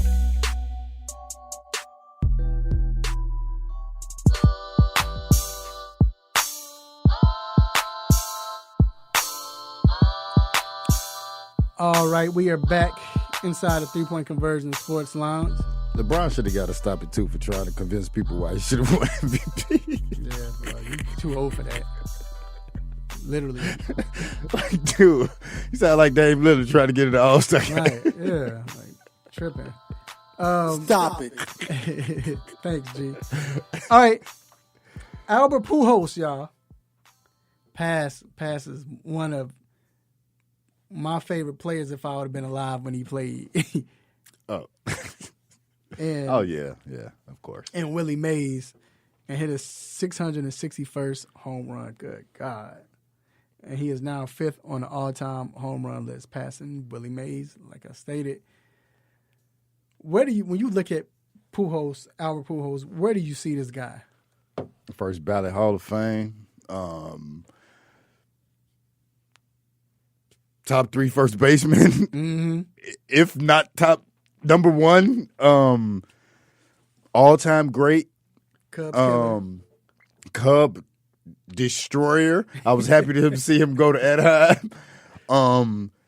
Had the shift not happened, he would still be batting 300 probably. Right. Because the shift has completely destroyed people's batting average. You know what I mean? I'll never forget. I was in Chicago, worked on Division and State. He came in, he had a phone, a Trio. It wasn't working. Gave him a brand new one out the box. He asked me, was I going to the game? I'm like, no, I'm from the west side of Chicago. We don't just go to Cubs games that. Right. You know what I'm saying? I'm like, no. He like, you want to go? I'm like, yeah. He like, how many tickets you want? You know, I'm kind of like, I don't know, 4. He like, they going to be at will call. Whole time I'm on my way down there, I'm like, man, if these tickets ain't here, I'm getting on the news. I'm going to say that Albert Pujols said he was giving my little brother tickets and he got cancer and he did not give us tickets. I called 3 of my homies. They meet me down there. We take the train down there. I get there. We got 4 tickets behind home plate at Wrigley Field. Wow. They was sitting there waiting on me, name spelled correctly, everything. He's a top-notch He's great person, great baseball player, one of the best players that ever lived, and he deserved nothing but everything that he gets. I wish that again, the shift just make him seem like he is not a 300 batter. Right. Yeah. He's definitely. And he did it the right way. I think about it. He did it the right way. He didn't cheat. He was clutch. Forget clutch. He was all the time. It's a difference between. Yep.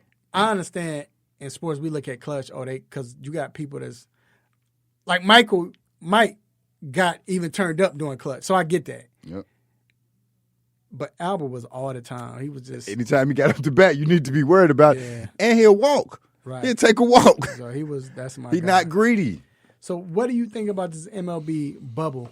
So now we seen the MLS kicked it off with it, then NBA. Now we see the MLB. Do you think it will be successful? I mean, yeah, but I don't understand why you do it just for the playoffs. That's I get that there's so many teams and this, then, and third, but like, what made it where it's like y'all said, let's do it for the playoffs? I don't know. That's the part that I. So do you think that they were worried about the playoffs and possibly what if a team messes around and get COVID, one of the players, and they have to postpone it? That would be devastating. Do you think that has something to do with it? Now that you mentioned that it had to be it, right? Because now you just don't play a game or you don't play a series. You can't not play a series in the playoffs. Right. Like it can't happen. And if that happens, then you got to pause the entire playoff. Right. Like if one team catches it and That's you can't play for a week, it cancels everything on pause. And now. then after that, just think about it. Once that happens, as a fan, you like, man, forget that, man. I ain't watching this crap. Like, right? You go, and then if you got to pause it, now baseball not on for 2 weeks. Right. Out of sight, out of mind. Yeah. Now I'm watching football. The finals on. My point. So yeah, now I'm bringing it like that. Yeah, that might be what they want to do because all it takes is one person. We already know one person go to the family the wedding reception and catch it and take it to get it to 8 more people. So yeah, that's that. Now that you put it that way, absolutely. Right. So let's move on. I want to talk about the playoffs. So we saw this year. It's been weird, of course, but now you look at teams that have clinched, and the teams that have clinched is the Tampa Bay Rays. They've clinched. The LA Dodgers have clinched. We expected that. Oakland A's, I would expect them to get to the playoffs. But the Chicago White Sox have clinched. With the White Sox, do you think this is more of because of, and not saying they're not good, but pandemic, we saw in the NBA bubble where you start seeing teams play well because no pressure, nothing. Do you think this is the case with the White Sox? I don't. This was the expectations almost. The White Sox were expected to contend for the playoffs. Mm-hmm. Did the 60 games help them? Probably. Because, 60 games, you go 30 and 35 and 25. Hey, you know what I'm saying? You right there. Right. So did it help them for the game to end quickly and be right there? Yeah, they got the best record in the American League. You play 160 games. After 60 games, you ain't – we ain't thinking about after 60 games, you ain't even paying attention. Not paying attention, but you're like, dude, it's 100 games to go. I don't care if you're up 10 games. It doesn't matter. But with it being 60 games, that makes a little bit more. However, we knew that the White Sox were going into that area where they were being good.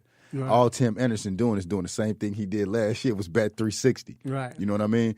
The best rookie in the game, what's his name? Louis Roberts. Like, he's doing what he's supposed to do. Eloy Jimenez doing what he's supposed to do. Abreu is putting up. Now, that's the surprise. Not a surprise. Not a surprise. I always thought Abreu was going to be that guy. He has been that guy. Right. But they were expected to possibly trade him the end of last season or before the trade deadline because of what he was going to be expecting or whatever the case may be, and they were going into this youth or whatever the case may be. Now it's going to be a push to let's sign him again if he's doing this. Right. He's leading the league in RBIs. He's second in home runs. His batting average is ridiculous. I don't think it's a product of the pandemic. I think the pandemic helped them going into next year, knowing that they had that experience and able to do that. Right. No, I agree with everything you said because they do everything well. Shout out to my guy Cortland, the 3-point conversion. And the funny part about it is, guess who their manager is? The Cubs' old manager. Yeah. Right. It's crazy. Cortland always told me, he was like, they're this team that you just might not have a lot of standouts like they do this particular, like the best, but they do everything together. I wish we could have had him on here because remember last week he said that the Twins were going to be the one that win the division, and now the White Sox done ran away with it. Right, so we'll talk to him. Touch on that, Houston. Yeah, we got to go just real quick. Them losing, do you think that's due to? I don't think it validated. I don't think. Or do you think? Okay. Cortland again, he talked to him, he said because of the sanctions, they were saying if they made the playoffs, would it be sanctions? Would they do you think they try to avoid that or what? I think they got what they deserve. However you want to look at it. They got what they deserve. Right. You know what I'm saying? Whether or not they made it and got sanctions, it doesn't matter. They're getting what they deserve. Right. And what they deserve is for this to happen for a couple years. Right. For them to be a bad team or the ball doesn't go their way for a couple years. And now you also got to look at Altuve, right? Like he's hitting horribly. Is it the fans not being there? Is he hurt? Is it mental? Is it? It's a lot. You know what I'm saying? All right, we're gonna take a break, but stay tuned because we got fantasy facts. You need tips on fantasy football coming up next on the break. That me and GM have.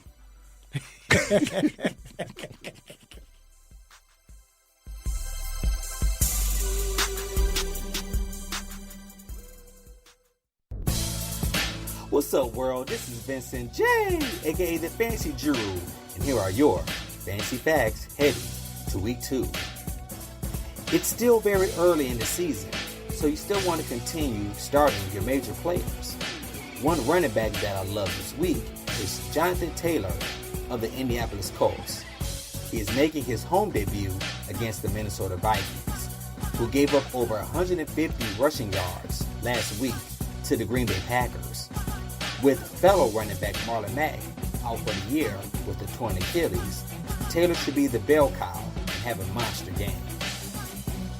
One player who I'll bench this week is Pittsburgh Steelers running back James Conner. After what I saw last week, I'm not 100% sold on putting him back in my starting lineup. Already nursing an ankle injury, and backup running back Benny Snell Jr. having a great game last week against the New York Giants, I don't see Conner getting a buckload of carries against a pretty hardcore Denver Broncos defense. My sleeper pick this week is Indianapolis Colts wide receiver Paris Campbell. Last week, in a loss to the Jacksonville Jaguars, Campbell was tied in total targets with 9, playing out of the slot, catching 6 of them for 71 yards. This weekend, he's playing at home against the Minnesota Vikings, who gave up 22 receptions, over 300 yards, and 4 touchdowns to opposing wide receivers last week. If you have Michael Thomas, Chris Godwin, A.J. Brown, or if you're unsure about players like Devontae Parker, start Campbell with confidence.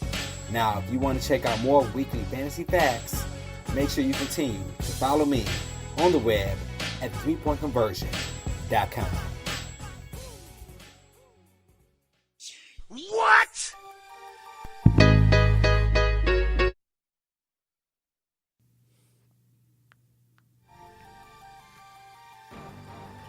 It must have been a remix. What's that? I thought I was I thought I was Jay for a minute. Lucifer. All right. We are back inside the 3-point conversion sports lounge, and we have family in the building once again. We have our guy, Dr. Donnie Fowler III, orthopedic for Ortho Atlanta. How's it going today, sir? Doing well. How you guys? Good, man. All right. We're good. Man, let's get to it. There's a lot of injuries that happen. Lots of injuries. You know, real football, and if you're a fantasy, it's jacking me up. But just real life is a lot of injuries. First, start off with New Orleans Saints star wide receiver Michael Thomas has a high ankle sprain. They said he was out. They said he's probably going to be out. They're thinking about putting him on the IR for the 3 games. Thomas said, "Nah, I'm good," and said he woke up, felt better, and everything feels good. He's still listed as doubtful, but says he feels a lot better. Is it possible to have a high ankle sprain and not miss any time? And even if he plays, could he be effective? Yeah, it's tough. I mean, you look at guys like Michael Thomas and assume maybe they're just on another level physically compared to some of the rest of us. But, you know, the high ankle sprain is kind of the bad one you hear about. It's not the regular ankle sprain. So a little tougher most of the time. It's usually 3 to 4 weeks to really heal, which is why you just mentioned the IR, which now is only 3 weeks in the NFL with the weird circumstances. But if you remember back last year, I'd say the quickest to really come back, Saquon Barkley had a high ankle sprain last year, and it was really more like 2 weeks that he was out. Mm-hmm. He was back pretty quick, maybe not quite the same explosiveness at first. So, I mean, some of these, I think, high-end guys probably can beat the odds and get back a little quicker. I'd be surprised if he was out there. If he is out there, I don't think he would be able to cut and maybe move quite as well, but it sounds like maybe that he'd be ready by the following week, by week 3. So with my just quick with my fantasy, because I got him. Yeah, I have him in 2 of my 3 leagues as well, and I have him on the bench as of now. So I have him on because he played Monday night. That's the bad part. Like, I hate that he playing Monday night. Like, right, because you might pick him to play, and then right. you don't play, or you don't. Then I'll pick be him, heated if he play and he ball out. Yeah. So what would you say right now? You would just say don't play him. He said he got him on the bench. Yeah, I got him on my bench partially for that reason. So God, Mike. All right, go ahead. Now, the 49ers tight end George Kittle was out Sunday against the Jets after hyperextending his knee on Sunday. Is there a timetable for that type of injury? Yeah, so another obviously big name, and unfortunately I think we're going to see a lot of this early in the year, but you know, they initially said that he was kind of day-to-day and that he was going to be kind of a game-time decision, and then they just came out and said, no, he's not playing and not traveling with the team. So I think they're, again, just trying to be smart, especially this early in the year. And from what I've seen and read, certainly nothing long-term, but they just want to rehab him, and the hope is to get him back by week 3. Kittle's a tough one as well. I don't see him being out any longer than he possibly can, so I'd expect him probably back by week 3. And then the funny thing was, I don't know if y'all know, Kyle Shanahan came out. He was like, so they asked Kittle, how did he feel? Kittle was like, no, I ain't playing. So Kyle was like, no, he good. He gonna play. We definitely got him playing.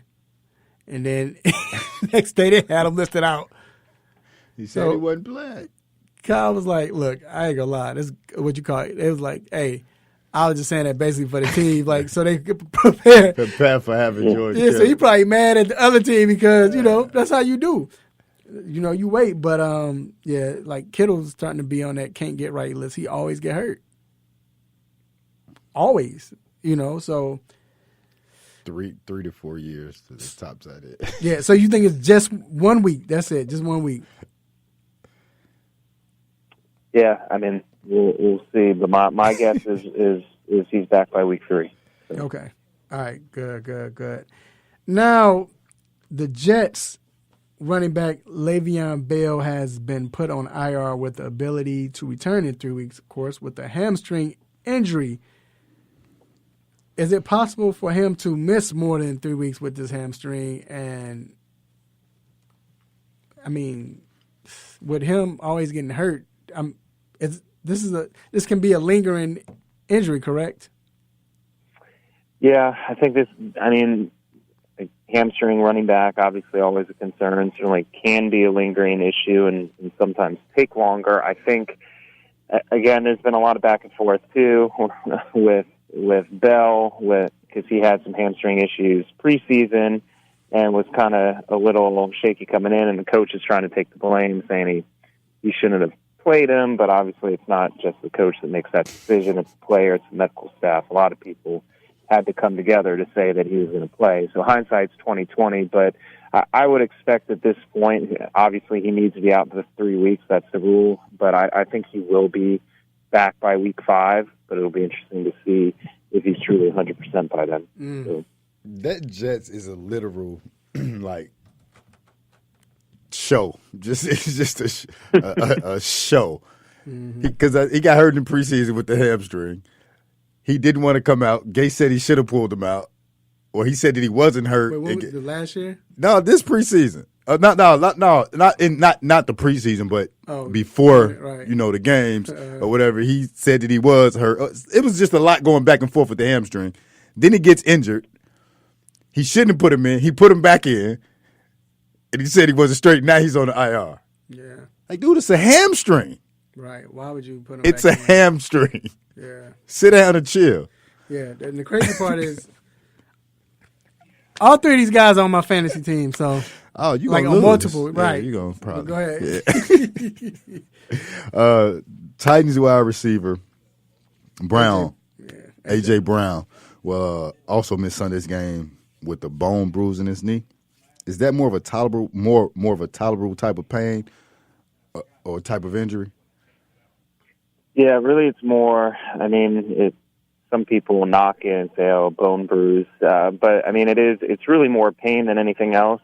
Same way you can bruise your skin, you can bruise the bone. You don't see that on an X-ray, but if you get a fancy MRI scan, you can actually see fluid in the bone, meaning the bone is irritated, and certainly that can limit your ability again to run and cut and jump, especially someone like A.J. Brown. So nothing concerning long-term as far as any structural damage or anything like that. It's really just kind of getting the pain and the inflammation down so he's comfortable out there moving. And again, kind of like some of the first guys we talked about, I'd probably expect to see him back by week 3, but something to keep an eye on. So basically you're saying he need man up and play like he been that's what he's saying. I get that, but I think I had a bone bruise before, right? I'm just talking, but I think it hurts deep down. Am I right, Doc? It's like a deep down hurt that you really can't do anything about. Yeah, like I said, it's not like I said you can bruise the skin, but it's not like a bruise, skin where you see swelling. It is a deep down ache in the bone that hurts, obviously, anytime you put pressure on it as a result, and you certainly don't want that turning into some kind of stress fracture or something else, because, again, the bone is a little weaker in that area. I was going to say, because Phillip Rivers saying he need to hit me up because I played with a torn ACL in the AFC Championship. And well, Phillip Rivers also got 117 kids. He kind of built a little different. Kind of built different. Right. Well, all right, Doc, we appreciate you, man. We thank you for coming on, man. If you don't mind, you can stay on. We're about to close out the show, but real quick, I think that most times with these injuries, we take it for granted. But Doc, you've been spot on, man, and it's just a lot of injuries right now. I really, honestly, I just wonder if it's just because no preseason and their body's trying to get acclimated to playing it, whatever. But we've seen a lot of people that's on the injury list. Even people that's been on the injury list. Even big time people. You know what I'm saying? I don't get it. I don't understand it. But I don't know, man. Hopefully everybody gets well and everything. No serious injuries. But you all hear this music, it does mean it is that time for us to let you go. But before we let you go, we have a couple of shout-outs. And first I want to give a shout-out to the Almighty God for giving me this platform to do what I do, say what I say, make you all upset, mad, want to give me the stop it button, we definitely appreciate it. Also, I want to thank my guest, or our guest, Dr. Joel Cortez. Joel Cortez, he should be a doctor because that dude know what he's talking about. Like a surgeon. Well, appreciate him for coming on. Also, we want to thank Dr. Fowler for coming on as well.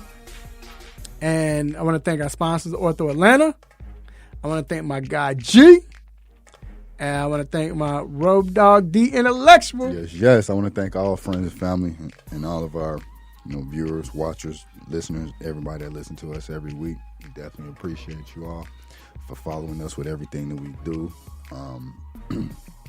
Friends, family, everybody that pay attention to us, and arrest the murderers, Breonna Taylor. Yeah, so I saw you put something up about it earlier. You saw this where week. they get the money, cash and things that's going. Had a few changes within the law. I don't know. The family hasn't really said anything. I would hope that doesn't mean that they don't want charges against those officers. Right. I think that they still do. However, if you pay me, that means that those officers are guilty. So I need y'all to arrest them. Yeah. Just do that. Ain't nothing. They ain't put on leave or anything. But anyway, I mean the attorney general, whoever it is, he was at the Republican National Convention. Yeah. So it's a wrap for that, right? That's why I was. Yeah. So also I want to thank it's not on the news or anything anymore. It's kind of out of sight, out of mind because so many sports are going on. Yeah, we're gonna try to keep it going. But I want to thank my family, beautiful wife, lovely children. Aunties, uncles, nephew, nieces, brothers, sisters, cousins, grandparents, play cousins. Make sure you love on family. Let family know that you love them while they're still alive, while they can feel it, see it. Also, be safe and healthy. Eat good. Enjoy sports. Go Chicago Bears. Yes. Bear down. The Bears. And before I do that, will you miss me? Who you got tonight? Miami, Celtics. Who you got? Miami or Celtics? Miami, of course. Oh, I think Dr. Fowler, who you have? I think Miami gonna win, but I think the Celtics tonight. Dr. Fowler, you there? Who you have? Yeah, I'm still here. I can't get the Celtics down 3-0. I got the Celtics. Get the game back. There's no way they can go down 3-0. Jason Tatum's going to close. Yeah, he gonna go for 35 tonight. Right, it just won't feel right if they go. But hey, I won't be surprised though. They can't go down 3-0. Anyway, same time next week, same show, same crazy host, same sports nonsense. Will you miss me? I'm out. Peace. You just got done listening to the 3-Point Conversion Sports Lounge. Be sure to follow us on our Instagram, Twitter, and Facebook accounts at the 3-Point Conversion. And also make sure you check out our website, the3pointconversion.com. Be sure to follow us live and listen every Saturday morning at 10 a.m. Eastern.